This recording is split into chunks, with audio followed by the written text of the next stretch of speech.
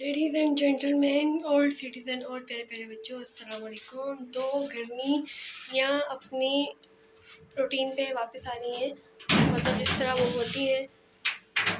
कुछ दिनों मौसम ऐसा रहा है बादल और बारिश वाला, बट नाउ सूरज पूरे आबो ताब के साथ छा गया, बिल्कुल छा गया। और डेफिनेटली जब दिन चेंज हो रहा है, दिन बदल रहे हैं, तो रूटीन भी बदल रही है।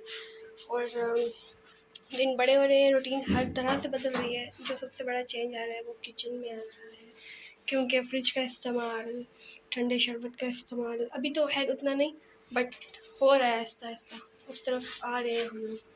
लेट्स सी कि क्या होता है, लेट्स सी कि क्या होता है। Now I am in the kitchen and again with the sabzi. This is called shimla mirch.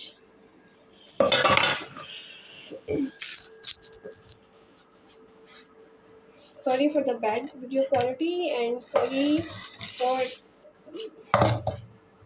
the poor light. कोई ऐसा प्रॉपर सेटअप नहीं है, क्योंकि घर का काम चल रहा है, तो उसी के बीच में उठना बैठना जागना सोना खाना पकाना सब चल रहा है।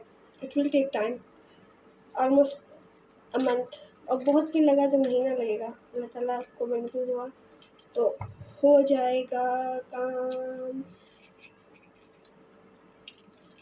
अब सीज़न चेंज हो रहा है, तो हमारे घर में वही मैंने कहा ना कि हर तरह की रूटीन चेंज हो रही है।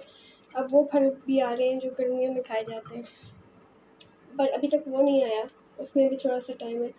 वो है बादशाह फलों का, यानी कि आम, and I am waiting for that. खरबूजा आ गया, तरबूज आ गया, अल्लाह का शुक्र है, अल्हम्दुलिल्लाह इसमें दिया, लेकिन बादशाह तो वो है, उससे काम होता है।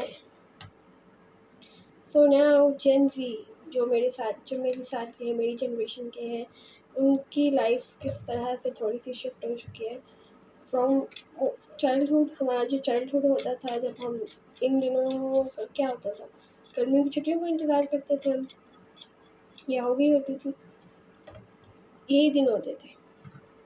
उसके बाद गर्मियों की छुट्टियाँ होती थी, फिर हम लोग नानी के घर रहने जाते थे, कभी अपने ददियाल गाँव में आते थे, और सबसे ज़्यादा इंतज़ार होता था रमज़ान का, क्योंकि रमज़ान आता था जून जुलाई में या अगस्त में। जेन ज़ी ने जो रोज़े देखे, जो रोज़े उन्होंने रखना शुरू किए, तो एक्सट्रीम गर्मियाँ होती थी, और हमने बहुत छोटी उम्र में वो सब कुछ देखा है, और हमें अब इतना अजीब नहीं लगता।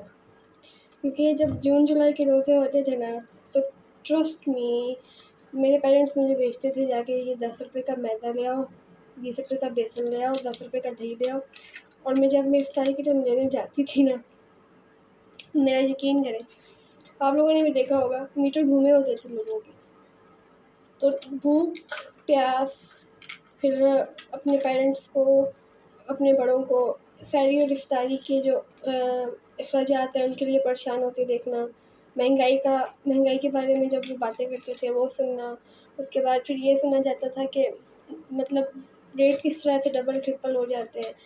तो वो जो एक मन था ना, that was full of blessing, और बहुत कुछ जल्दी देख लिया, सीखने को जल्दी मिल गया। अब तो रोज़े सर्दियों की तरफ आ रहे हैं, अब तो वो रोज़े रहे ही नहीं है, कुछ भी नहीं। और अब जो बड़ी ईद है वो एक्सट्रीम गर्मियों में आ गई है। हम जब बच्चे थे तो हमने तो सोचा भी नहीं था कि दिस विल हैपन।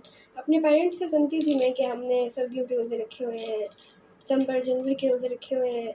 ये अजीब लगता था कि मम्मा वो वाले रोज़े भी होते हैं।